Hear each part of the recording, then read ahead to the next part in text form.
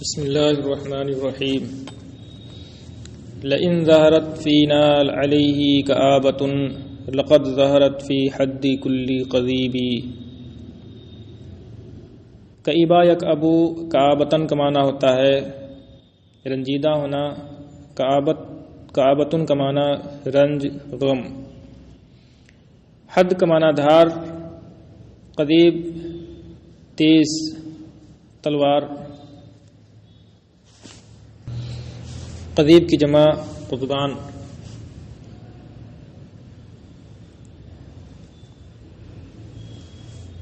لئن میں جو لام ہے لام قسم ہے، اور ان حرف شرط، لام قسم حرف شرط پر داخل ہے، اور جواب قسم لقد ظہرت ہے، شرط کا جواب نہیں ہے۔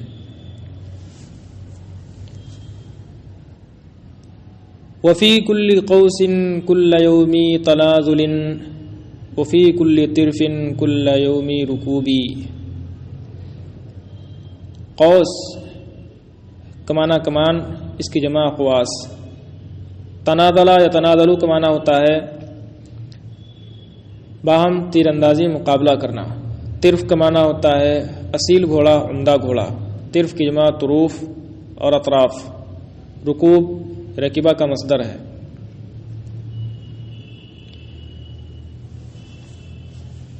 فی کلی قوسن، اس کا عطف فی حد کلی قذیب پر ہے۔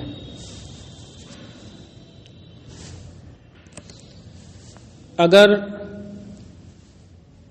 اس کی موت پر ہم میں رنج و غم ظاہر ہوا تو کیا عجب، کیونکہ ہر تیز تلوار کی دھار میں اور تیر اندازی میں مقابلہ کے ہر روز، ہر کمان میں اور ہر سواری کے دن ہر اصیل گھوڑے میں رنج و غم کا ظہور ہوا۔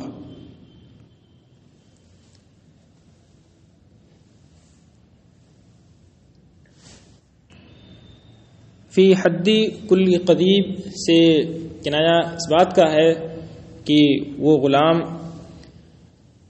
شمشیر زنی میں ماہر تھا، اور جب وہ نہ رہا تو ہر تیز تلوار میں اس کا غم ظاہر ہوا۔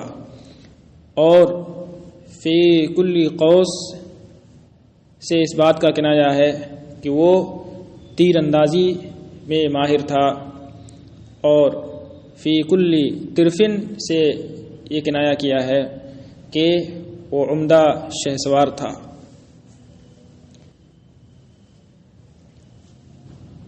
یعز علیہ ان یخل بعادۃ وتدعو لامر وهو غیر مجیب۔ عز یعز، عز علیہ الامر کا معنی ہوتا ہے کسی پر کوئی معاملہ گراں گزرنا، بھاری ہونا۔ اخلا اخلال کا معنی ہوتا ہے خلل ڈالنا، تغییر کے معنی میں ہے بدل دینا۔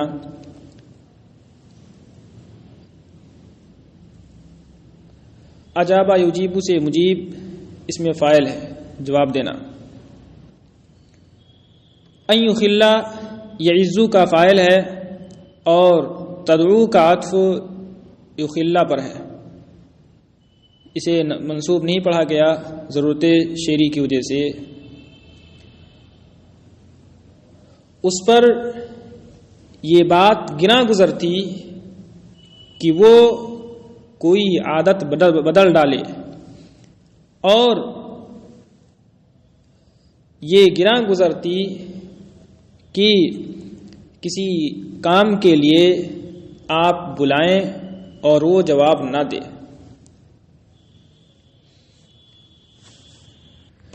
یعنی وہ جن اوصاف جمیلہ، عادات کریمہ کا حامل تھا، ان میں سے کوئی عادت، کوئی وصف اس کا نہیں بدلا تھا، اور وہ بڑا وفادار فرما بردار غلام تھا، جس کسی کام کے لیے آپ سے پکارتے فوراً وہ آپ کی بارگاہ میں حاضر ہو جاتا، آپ کی دعوت پر لبیک کہتا۔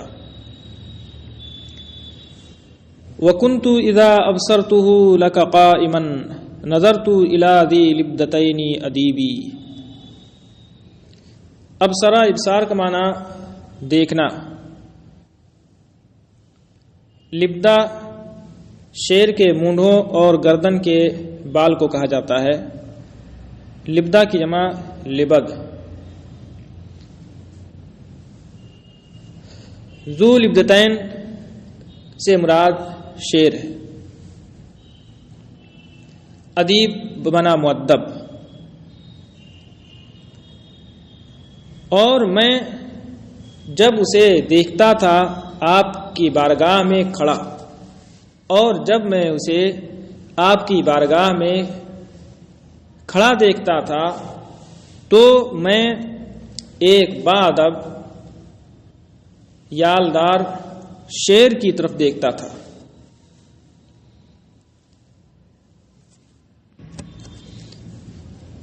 اور کنتو ابصرتو نظرتو کے بجائے مخاطب کا صیغہ بھی پڑھا گیا ہے۔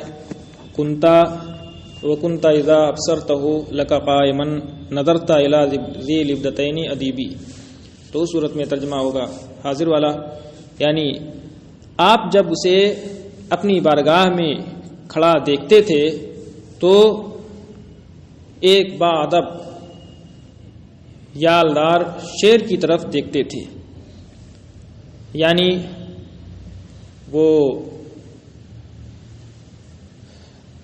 جرأت و شجاعت میں شیر جیسا تھا، اور اس کے ساتھ ساتھ مؤدب بھی تھا۔ فَإِن يَكُنِ الْعِلْقَ النَّفِيسَ فَقَدْتَهُ فَمِن كَفِّ مِطْلَافٍ أَغَرَّ وَهُوبِي۔ علق کا معنی ہوتا ہے نفیس اور عمدہ چیز، جمع علاق۔ نفیس کا معنی عمدہ۔ فقد یفقد گم کرنا، کھونا۔ کف جمع کف، کف کا معنی ہتھیلی۔ مطلاف فیاضی میں خوب دینے والا، لٹانے والا۔ اگر کا معنی شریف، اور وہوب وہبا یہبو ہبتن کا معنی دینا ہوتا ہے، اسی سے وہوب کثرت سے عطیات دینے والا۔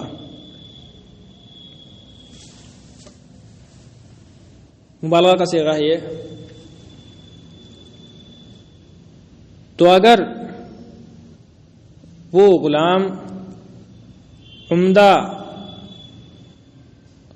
نفیس گوہر تھا جسے آپ نے کھو دیا، تو یہ کھونا ایسے شخص کے ہاتھ سے ہوا جو لٹانے والا، شریف، کثرت کے ساتھ عطیات دینے والا ہے۔ فقطہ یہ حال واقع ہے، اور مثبت جب حال واقع ہو ماضی تو اس صورت میں اس سے پہلے قد کا ہونا ضروری ہوتا ہے، چاہے لفظاً ہو یا محذوف ہو۔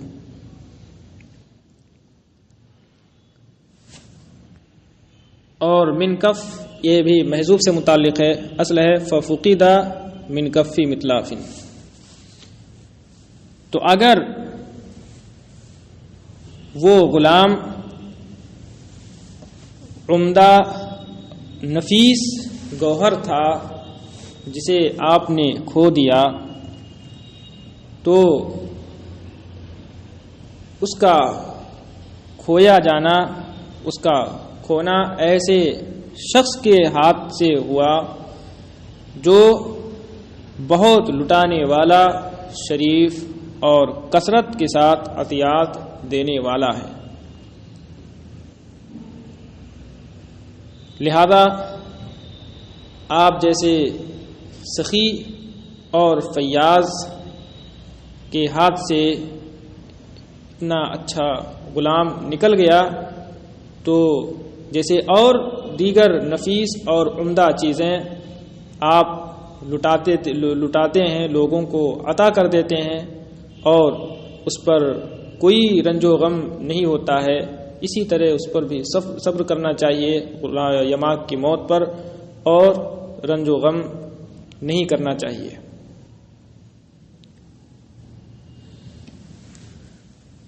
كأن الردى عاد على كل ماجد إذا لم يعوض مجده بعيوب۔ ردا کا معنی ہلاکت، ردیا یردا ہلاک ہونا، یہاں ردا سے مراد موت ہے۔ ادا یعدو عدوان کا معنی ہوتا ہے زیادتی کرنا، ادا علی فلاں کسی پر زیادتی کرنا، ظلم کرنا۔ مجدہ یمجدو بزرگ ہونا، شریف ہونا، ماجد کا معنی شریف۔ عوضا یعوضو کا معنی ہوتا ہے پناہ میں دینا، عوضہ بھی کسی کی پناہ میں دینا کسی کو، اور عوضہ تعویذ پہنانے کے معنی بھی آتا ہے۔ عیوب عیب کی جمع ہے۔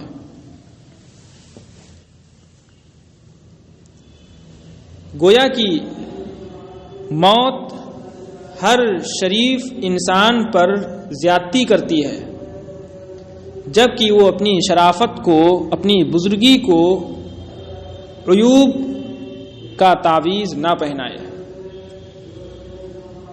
یا یہ ترجمہ بھی ہو سکتا ہے اگر پناہ میں دینے کے معنی میں ہو، گویا کی موت ہر شریف انسان پر ظلم کرتی ہے، زیادتی کرتی ہے، جبکہ وہ اپنی شرافت و بزرگی کو عیوب کے پناہ میں نہ دے۔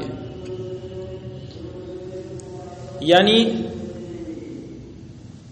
شریف اور بزرگ انسان پر موت کی نظر رہتی ہے اور اسے موت زیادہ دن تک زندہ نہیں رہنے دیتی ہے، باقی نہیں رہنے دیتی ہے۔ ہاں اگر اس کے اندر کچھ عیوب ہوں، عیوب کے پناہ میں اپنے آپ کو دے دے، عیوب کا تعویذ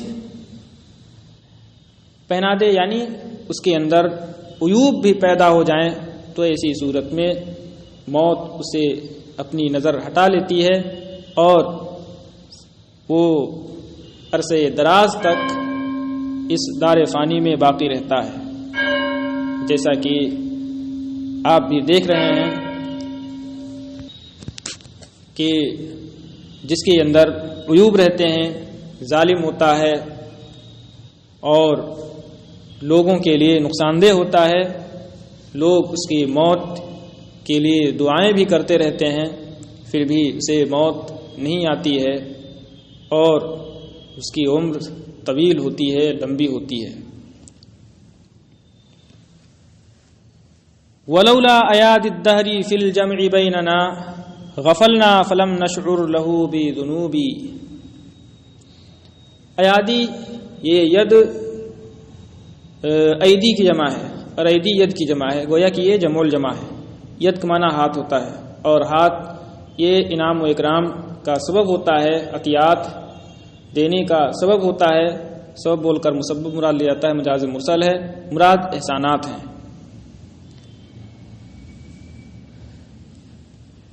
غفلہ یغفلو کا معنی غافل ہونا، اور شعرہ یشعرو، شعرہ بالشیء محسوس کرنا۔ اور اگر زمانے کے احسانات نہ ہوتے ہمیں یکجا کرنے میں، اور اگر ہمیں جمع کرنے میں، ایک دوسرے کے ساتھ اکٹھا ہونے میں، یکجا ہونے میں، یکجا کرنے میں زمانے کے احسانات نہ ہوتے تو ہم غافل ہوتے اور اس کے جرم کا ہمیں احساس تک نہ ہوتا۔ یعنی زمانے کے احسانات ہم پر ضرور ہیں کہ اس نے محبت کرنے والوں کو ایک دوسرے کے ساتھ جمع کیا. اسی احسان کی وجہ سے ہم نے اس کے جرم کو اور اس کے احساس کو بھی محسوس کیا اور جانا کہ اگر وہ ہمیں ایک دوسرے سے جدا نہ کرتا تو ہم اس کے اس احسان کو اور تو ہمیں یہ کیسے پتہ چلتا کہ زمانہ ہم پر زیادتی بھی کرتا ہے احسان کے ساتھ ساتھ. وَلَا التَّرْكُ لِلْإِحْسَانِ خَيْرٌ لِمُحْسِنٍ اذا جعل الاحسان غیر ربیبی.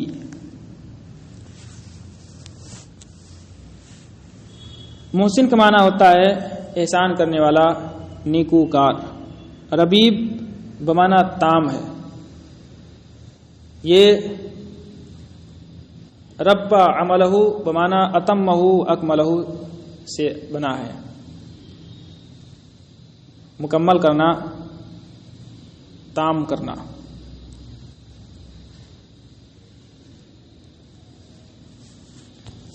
لترک میں جو لام ہے لام ابتدا ہے.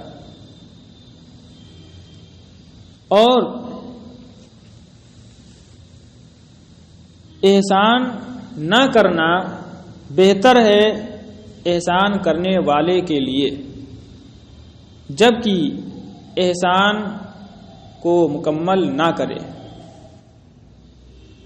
جبکہ احسان کو ادھورا چھوڑ دے. اور احسان کرنے والے کے لیے احسان کو چھوڑ دینا یعنی احسان نہ کرنا ہی بہتر ہے، جبکہ وہ احسان کو ناقص اور ادھورا چھوڑ دے، ناقص احسان کرے. کیونکہ ناقص احسان سے فائدہ کے بجائے کبھی کبھی زبردست نقصان ہو جاتا ہے، انسان اذیت اور مشقت میں پڑ جاتا ہے. مثلا آپ کہیں جا رہے ہوں اور کوئی یہ کہے کہ چلو ہم چھوڑ دیتے ہیں، بیچ راہ میں لے جا کر کے چھوڑ دے جہاں سے آپ نہ واپس آ سکتے ہوں، آسانی سے نہ منزل مقصود تک پہنچ سکتے ہوں، کسی اور سواری کا انتظام بھی نہ ہو، تو یہ احسان نہیں بلکہ اس سے تکلیف ہوگی. یہ احسان تکلیف کا باعث ہے.